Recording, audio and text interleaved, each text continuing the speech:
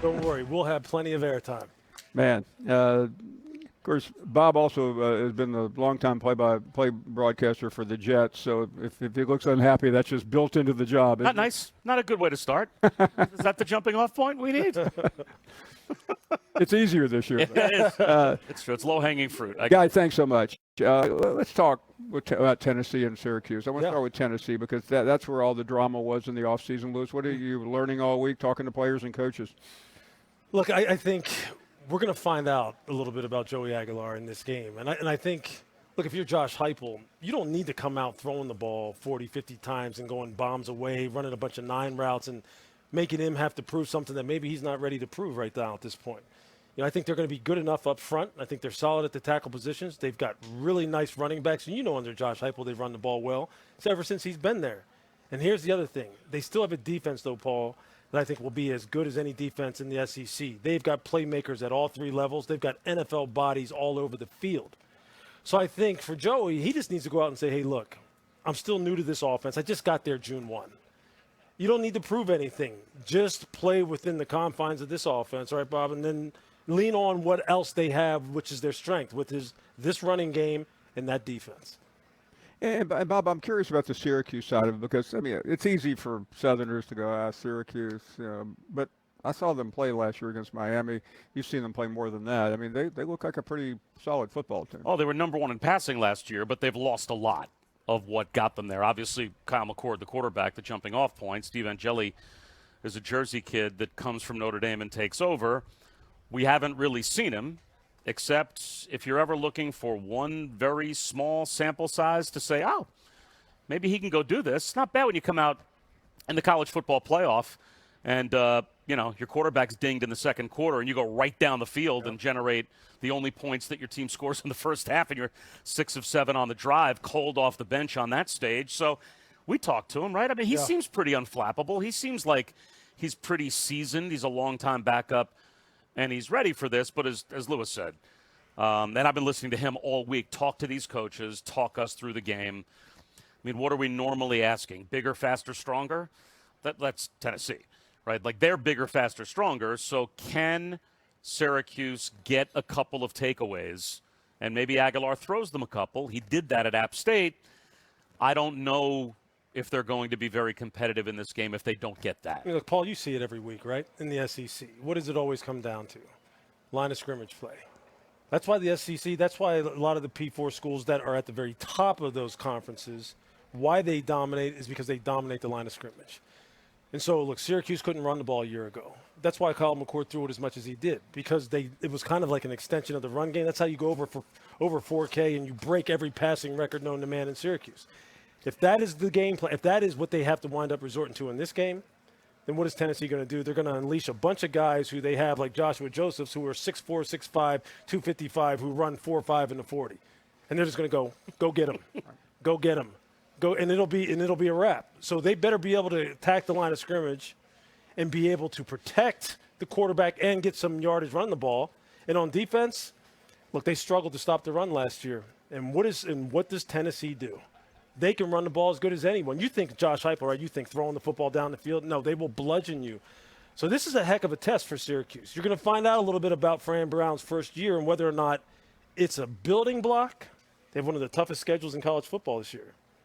Find out a lot about Syracuse football. When Fran Brown knows a little bit about the SEC. Yeah, exactly. But that doesn't really help in a game like no. this. But he knows he doesn't need a GPS to get around Atlanta. Let's talk about Fran for a second because he's a unique coach who is off to a pretty fast start.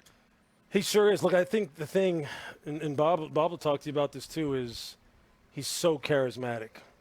And in college football, one, you better be able to be competitive in the NIL world, number one. We all know that. But two, you better have a coach that can relate to a player both on a athletic standpoint, meaning this is how I can help you become a better player, make more money at this level, at the college level, take care of your money once you get to the NFL level, which Fran does a fantastic job of tutoring guys that way. And you better be able to connect with them, on a humanistic and social level. And Fran is as cool as they come. So what he's doing up there in Syracuse, now they're building new facilities up there too. Hey, you're always going to be at a disadvantage when you're dealing with the big boys and the blue bloods in college football. We know who they are. But if anybody can do it at Syracuse and keep them competitive, it's Fran Brown. There has to be something kind of special personality-wise, like a light inside of him as well. I'm not sure how many people know the backstory. I was fascinated to learn it myself this week. His mom gave birth to him when she was 13 years old. And he was basically raised by a village, right? He had aunts and uncles that played keeper. His Uncle Charlie basically got him into football and was the one that took him under his wing and brought him to practice.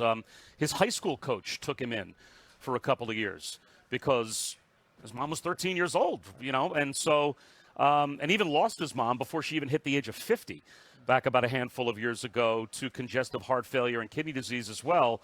So to overcome all of that, and all of the different times in his life where maybe he could have been a rudderless ship and to see where he not only had the village that helped raise him take his life, but where he, of course, that light he has inside of him has taken his own life. He's got to be a pretty special guy to overcome, what all of those obstacles to him might have been along the way. What you can tell is the kids love playing for him. Simple as that.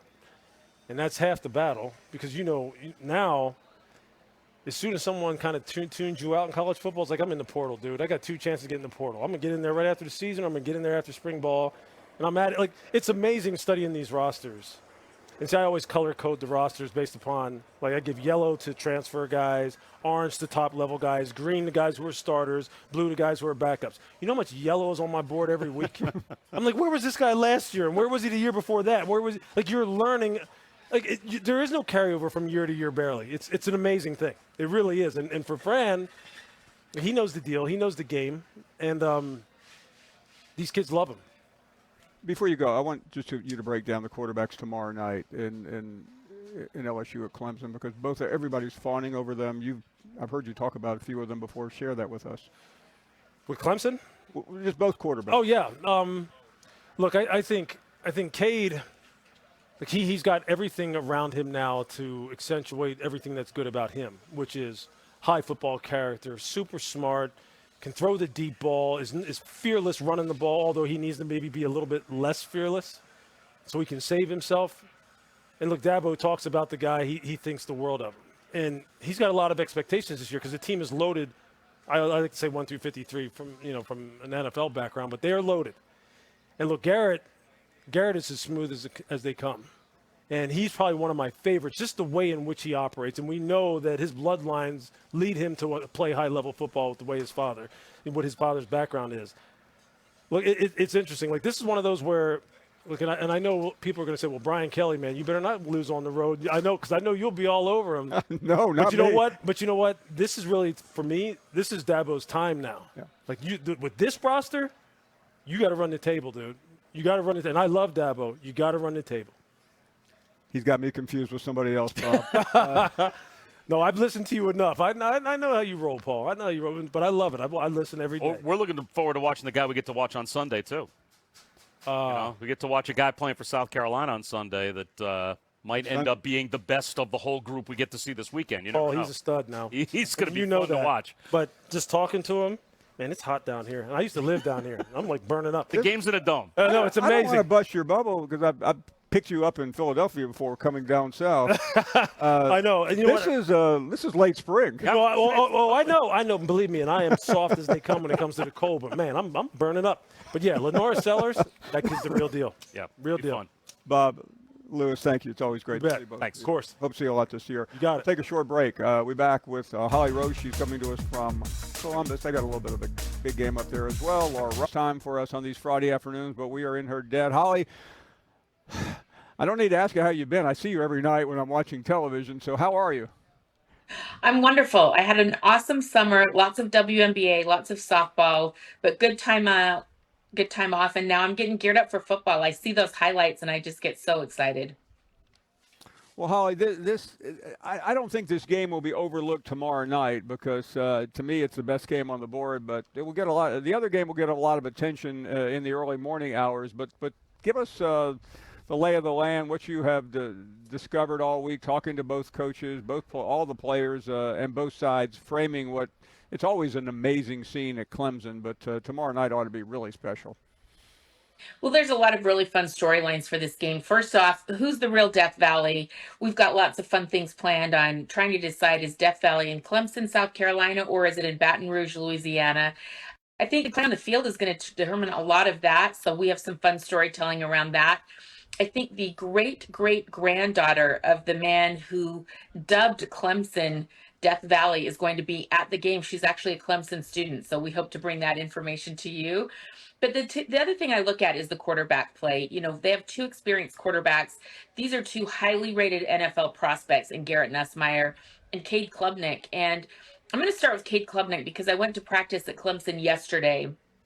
Paul, he looks so polished. You know, he's a young man that's had a lot of ups and downs in his play. The fans loved him and then they hated him. And he has stayed the course. And I think he's been really terrific. At practice, I thought they had urgent, great tempo with precision. The coaches kept yelling, game reps, game reps. And I felt like that's what their Thursday practice looked like. And then you look at Garrett Nussmeier. He is an absolute pro for LSU. His offensive coordinator, Joe Sloan, said something interesting to us yesterday on our conference call. He said, you know, Garrett has a really high ceiling, but what we're asking him to do this year is to bring his floor up higher.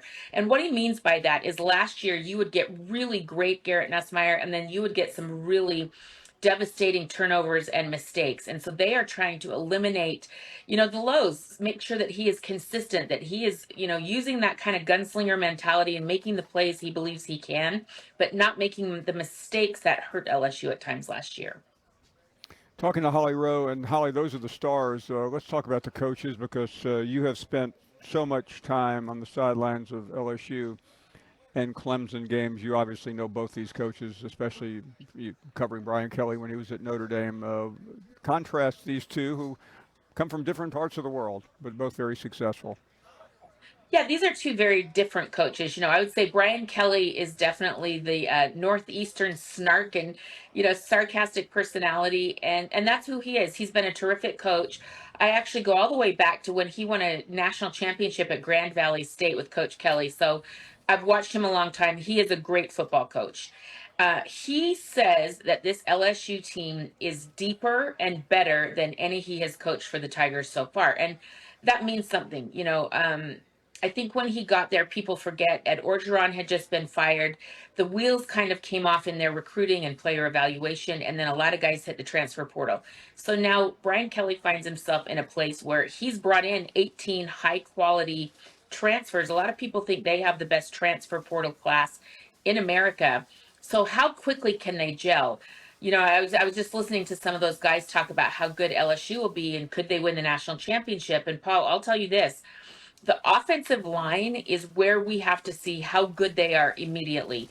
Right now, as it's laid out on paper, they're starting 2 sophomores and a freshman up front for LSU and then a transfer. So how quickly can they gel? I think that's something people haven't really talked about much with LSU's offensive front.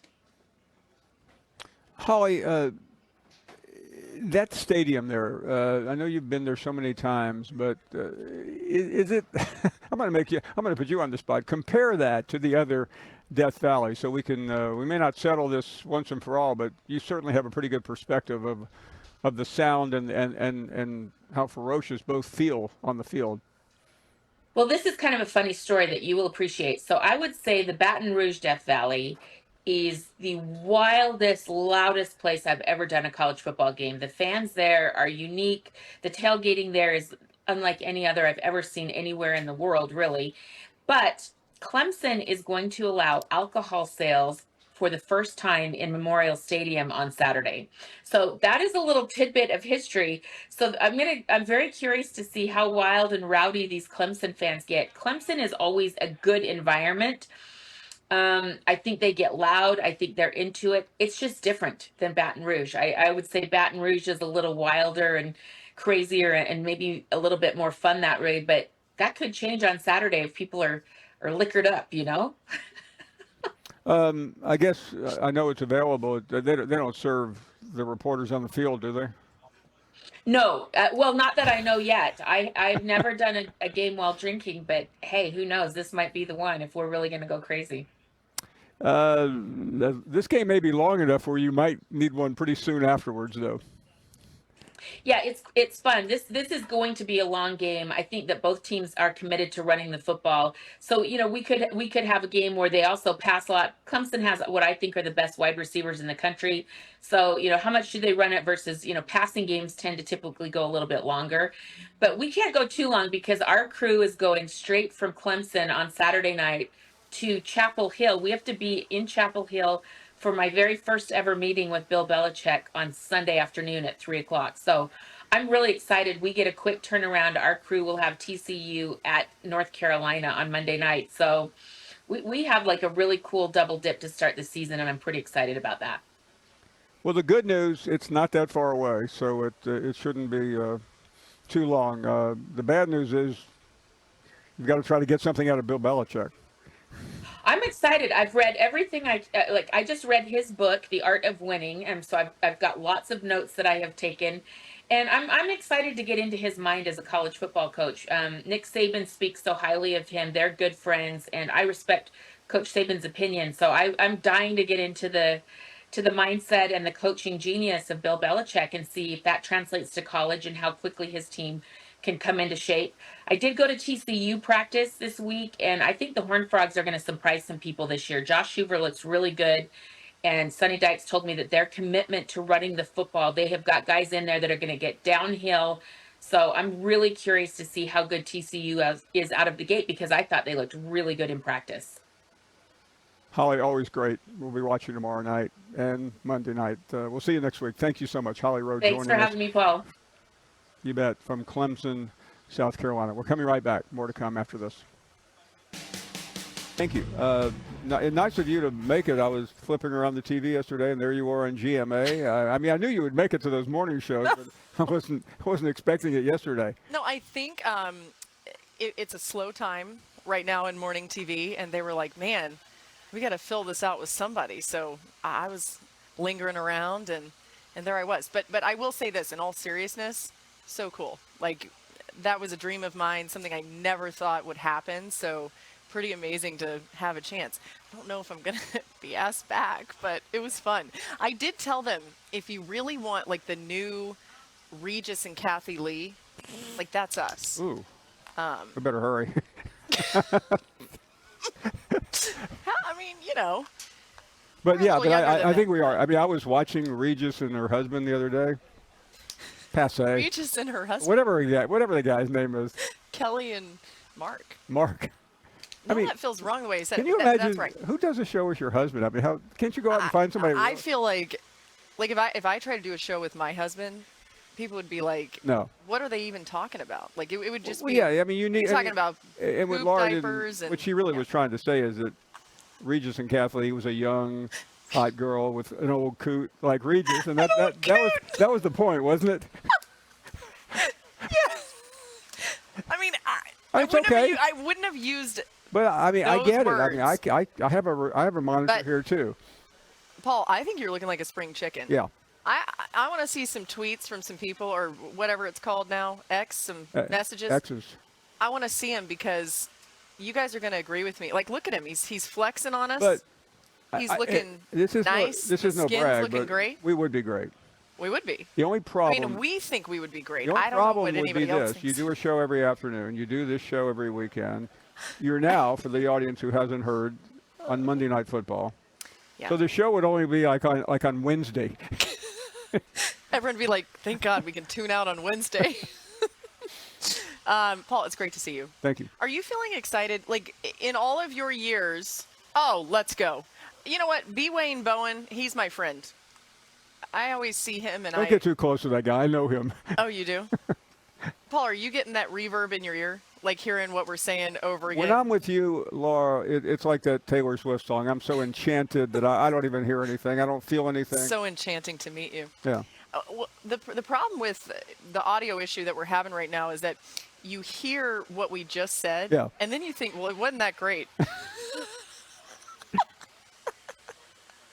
No, they're telling us we're hearing it from the speaker behind us, but it's definitely in our ear. But it's on a delay. You've had to deal with that, and you work through it. No, we're powering through. It's all good. So anyway, what I was going to ask you, though, is you've been doing this for so long. This is not meant to be an age joke. No, of course not. You've been doing it for so long. do you still get excited about the beginning of the season? Like, do you get the jitters? I don't know if you've heard, they have medication for that now. Wow. Well, I'm not sure what medication you're talking about, but It's called the beginning of the football season. Yes, of course I. Yeah, Laura, do you think? I know you can't tell. well, I thought you looking looked at it. excitable today. That's why I was asking that. That was but just obvious. in general, yeah. No, do you? because I do. I like, and maybe this sounds nerdy, but I just think as a fan of this sport, Yeah. it matters and it means so much. And this opening week is one of the best, if not the best, that we've seen in a long time. I can't think of anything equivalent. You may be able to, but No, I'm trying to think back. no. Has there ever been? I mean, we're going to see number 1 Texas go on the road to number 3 Ohio State, the reigning national champions. You've got maybe an even more interesting game in some ways in this Clemson Right. LSU game. The game happening here, Tennessee-Syracuse. You've got Virginia Tech, South Carolina. I mean, I'm trying not to just run down the entire schedule. Alabama, but Florida State. Alabama, Florida State. How could I leave them out? Like, it Roll is Roll Tide, fascinating. But Which game? But do you the like? answer is yes. And what gets me excited is when I run into people in July and August, and they are excited. Yeah. The fans, I feed off of that because We love you guys. We enjoy it, but I enjoy seeing people where their lives revolve around it. I agree. It makes it so much better. Okay, so which game? Like, you have to answer this. Are you most interested in watching? Oh. And why? Easy. LSU-Clemson. Yeah. It's the atmosphere. First of all, I can't get overly excited about a game in August that starts at 12 o'clock in the afternoon. Yeah, what's going on? You're talking about that Ohio State game. Yeah. Why is it so early? Do we know? Because that network, and I don't want to criticize them because they may be trying to hire you for all I know. They might be hired to hire both of us. You Well, know. maybe you're right. I can't. The point being, football should be played in the afternoon or the evening. But Especially a game in like that. summertime, Like, you I don't need a 12 o'clock game. So I'm not big on the game time affects a team. Oh, by the way, thing. this game here is at 12 o'clock too. But it's inside. It's inside. It's going to feel like any time we want it Yeah. to feel like. It's inside a beautiful NFL stadium in Mercedes-Benz Stadium. I'm not big on the We got the more whole, reaction the here, game time Jamar? thing affecting things, but I do think I actually think it benefits Texas that they're playing the game at noon. Oh, same high. Oh, okay. wow. Oh, same high school. Fit is not how I would describe Mr. Finebaum. Oh, he went to your high school? Is that what he's saying? I don't Or did he remember. go to mine? Jimmy, I don't remember. Jimmy. I'm sorry. I didn't. So before you go, I want to. Who is that? You mentioned your husband. I'm more interested in Jack and Baby Reese. Okay, she's not baby anymore, is she? Neither one of them's baby, which is like hard for me to accept. Reese started kindergarten this week. Really? Isn't that crazy? And Paul, I'll let you in on a little inside scoop because we've only got like a few seconds left. I thought this year would be the year she retired from her game picks. I didn't think she wanted to do it anymore. She hadn't showed a ton of interest. She loved watching the games, but I thought, okay, we'll go out. Does she have your agent? She has. I am her agent. But by the way, this is true. My agents have asked me when they can represent her. I don't blame them. She's way more talented. You got a good agency. But well, so do you. We have the same agent, of course. Anyway, Reese is doing her picks again with Jack, and she came to us and asked to do them. So she's back. Well, You'll see him tomorrow. No disrespect to the show in the morning, That's what. but 70 years from now, Reese will be at the 50-yard line of a stadium, and we'll be watching it on the Jumbotron. Boom. Love you, Reese. Hope you had a great day. We beat Baylor in the bowl game. We needed to look at our roster in preparation for this opener. Like, what kind of team do you want to put on the field against a team that's won, 10 games or more for the last 13 years? This is a team that's in the hunt every single year. So the first thing we're looking for is guys that would come into our program and fit into our culture, wanted to win a championship. If you just want to improve your draft stock, stay where you're at. If you want to come in and win a championship and bring that experience, then we're looking for you, and then immerse them in the standards that we have set here. It's like anything else. You go through camp, you want to be careful with all of your players, not just your quarterback. And we've been in camp for 3 weeks, and so there's going to be some days that you take off, but he's 100%. He's in a great position. We just awarded him number 18, which is emblematic of a guy that's about team, that's about leading, and we're so excited that he's the leader of our football team. But as you see there, with the Twitter post, not since Matt Mock, who really, this is where it began, 2003, him wearing it and taking the Tigers to a championship. Garrett really wanted this, and it was important to him. He wanted to bring it back to the quarterback position. So we're excited for him, and we're excited for our program. How do you prepare a team that's played everywhere, by the way, now going into another place that may be as difficult as your own stadium? Play in the SEC, Paul. Go on the road in the SEC every week, and you get a taste of this, right? I mean, it doesn't matter where you go in the SEC. I mean, the fan bases are incredible. They're passionate, and here's the thing: they're with their team no matter what's going on. They're not leaving. They're part of it. So wherever you go in this league, you're going to get that. So you're prepared. If you played any games in the SEC, you're preparing yourself for this environment. And then, we've got a number of guys that have been around. Our starting center, Braylon Moore, opened up the season against Clemson last year. So there's a lot of guys that we added to the roster that have been in these kinds of games as well. And that's the best preparation because you're right. It'll be a great atmosphere at Clemson.